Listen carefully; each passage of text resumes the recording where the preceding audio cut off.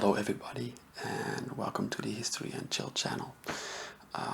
Before I start this video, make sure you hit the subscribe button, and if you like the video, give it a like, because it does mean a lot, and I intend to make a lot more videos covering ASMR and history. So yeah, for this video today I thought it would be interesting to do something different. First of all, I want to apologize being in my gym equipment because I am going to the gym later on today. But yeah, anyways, for this video today I was thinking of doing something more like alternative views on histories, it's not really conspiracy theories because there is some scientific data to back it up, I think, but it's more like an alternative view or alternative view on certain historical events. So without further ado, let me just get into it. I have written them down in a Word document. I'm obviously not saying that these are all true or something like that. I just think it's interesting that some thinkers or some people who study history have different views upon it, or I don't know, it's just interesting, I guess. So anyway, let's just get into it, Alright, the first alternative view is humans were better off as hunter-gatherers. Now, this is a little bit controversial because obviously when we think of hunter-gatherers, we know that people would have dire circumstances of life and had to move around a lot, so it's not really comfortable. But there are skeletons found, I'm sorry for the English, found in Greece and Turkey that was like the base of this theory that humans were better off as hunter-gatherers than they were as farmers, because actually the bone structures and the height of the skeletons were taller when they were hunter-gatherers than when they switched to farming. So and people also, like some scientists, historians, believe that when humans were hunter-gatherers, they had like less work hours a week, and also like less disease was less prevalent, because obviously when you are a farmer you have to work with animals a lot, and these animals often contain diseases and stuff like that, and they require a lot of work, and so stress apparently became a thing as well, and which is why some scientists believe that that this caused the height deficit in the skeletal remains that were found in Greece and Turkey. This might be true, it might not be true. I mean, like, it is true that the bones were found, but I mean, like, the conclusion of it is open for interpretation, maybe. I don't know. But yeah, I thought it was interesting because also agriculture introduced social inequality. It was actually the first time that people, some farmers who had rich lands, could employ other people to work for them and stuff like that, and this caused an imbalance in social society, So yeah, it's kind of interesting to look at it that way, because when we were in high school, we always were taught that the transition from nomads to farmers and agriculture was there was only positive sides to it.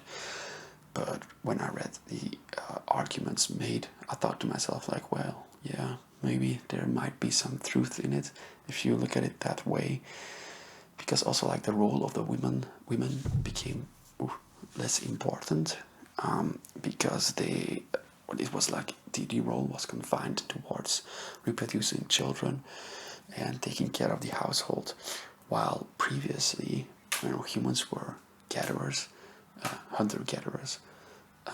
Women would gather food, and they would have this really important role within the tribe to provide to and gather the food. While the men went hunting, women gathered like raspberries and stuff like that, which was equally as important. But yeah, due to the physical strength of men, it was more important for men to work the field and women to stay at home with the children and stuff like that. But that is like a really 21st century kind of view upon history. So yeah, I don't know. Take all these views with a pinch of salt. I mean, like I am the one telling them, but you are the one with your own integrity and critical mind. So yeah, moving on. Fact, alternative view number 2 is the US provoked Japan into the Second World War. Now, while there might be some like more or less evidence, I don't know, that this might have happened, might have been the case, personally, I think this is rather like one of those conspiracy theories that people just like to believe, to like hate America or something like that, or like not hate America, but like to criticize America. But I'll read it anyway, so you can think your own or do your own research about it. But yeah, anyways, people often wondered why Japan would attack the US, and because the US was like the sleeping giant, they were called, and a lot of generals of the Japanese army actually told the other generals and the emperor that if they were to attack the Americans, it would most likely end in a defeat.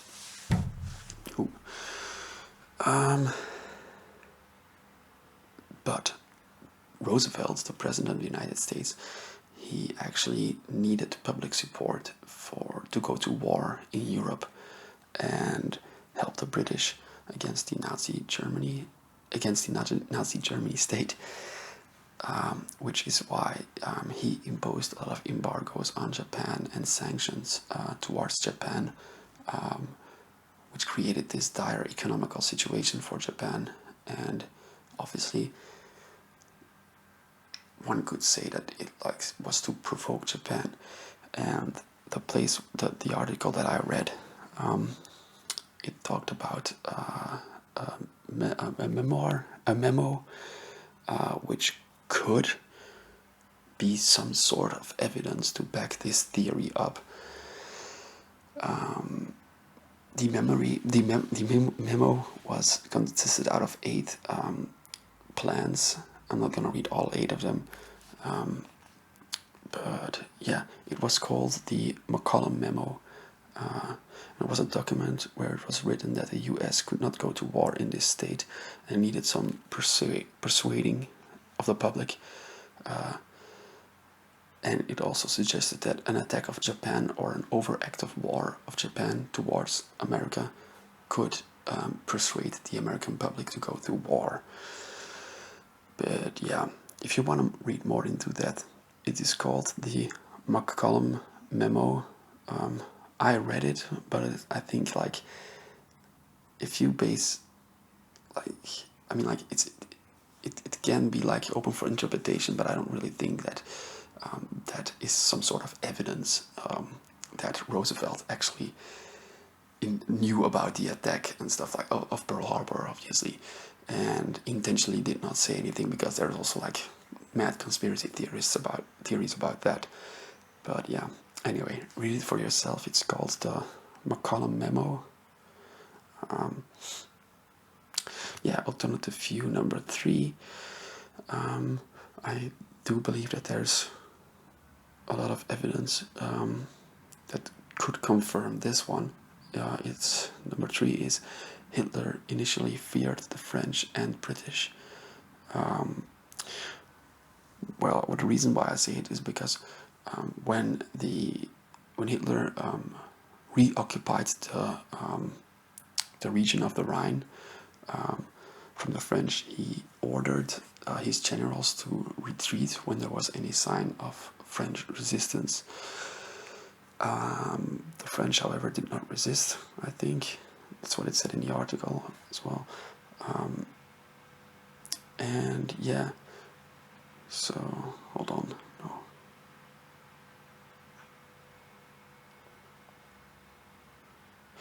Alright, they did not say that there was no French resistance. It's just like Hitler apparently ordered if there was resistance, they should back out. But since they re-annexed the territory, I'm just assuming there was no resistance, you know.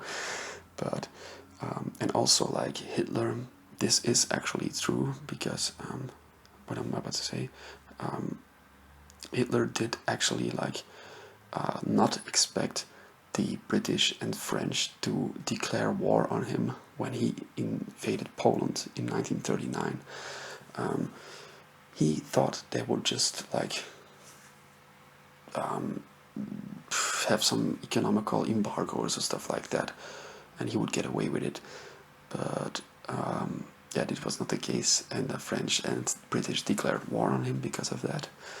And apparently, there's evidence that Hitler told his Minister of Foreign Affairs, when they declared war on him, the phrase of "what now?" because he didn't know what to do, and he was actually shocked by the reaction of the Allies. The Allies could have exploited this shock, but they waited too long, and Hitler kind of, like, got comfortable with the fact of being in war with the French and the British, so he had time to prepare again, you know. He gathered his courage more. So yeah, the Allies actually waited too long. The next alternative view is South Korea provoked the Korean War. Now, I don't really know a lot about this, about the Korean War at all. I mean, a little bit, but not a lot. So yeah, but it said in the article that often people believe that the Korean War started due to an unprovoked attack by the North Koreans. However, in the years after World War II, South Korean President Syngman Rhee, who was as insane as the northern counterpart, wanted to unify both Korea by force if needed.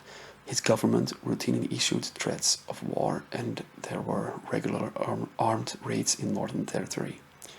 It actually took Stalin to calm down the northern president, which provided only temporary relief, of course, because, as you know, the Korean War happened. Yeah, again, might be true, might not be true. I mean, like, it is my belief that, like, probably there was some provocation. I'm not really sure. Look into it yourself, or if you know more about this, leave it in the comments.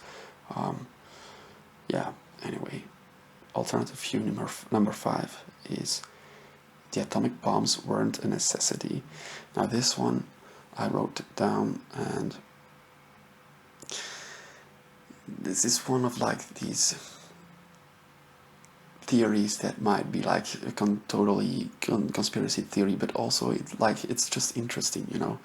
So yeah, anyways, there is some belief and that there were secret messages from Japan towards the Allies to surrender when Germany was defeated in World War II. However, their condition was to spare the emperor, and yeah, apparently they send out secret messages for their surrender, but the Allies would have surrendered.